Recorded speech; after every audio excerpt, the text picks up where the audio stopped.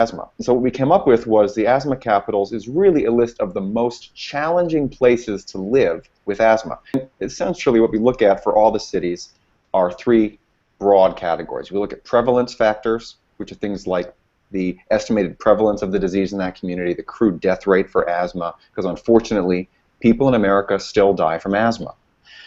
We can't forget that.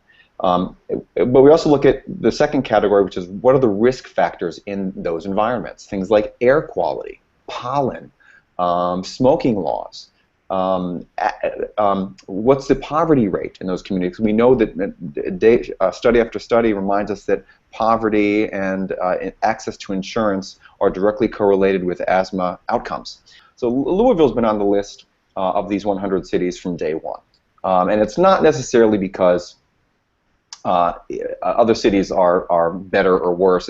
We only look at the 100 most populated cities in the U.S., but among those 100 cities, they represent 55% of the entire U.S. population. So it's a broad brush look at where most Americans live.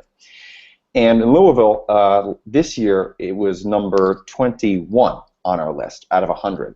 The year before, in 2014, it was number 16. So it's going down the list, and we will talk a little bit more about each of the factors for Louisville, but one of the interesting phenomena of closed lists like this, where we're just looking at the same cities every year, sometimes cities go up because the other cities are going down, and sometimes cities go down because other cities are getting worse in factors. And some of that is what's happened to Louisville. But you're still in the top 25, and Louisville has some factors that make it still a city with a lot of problems.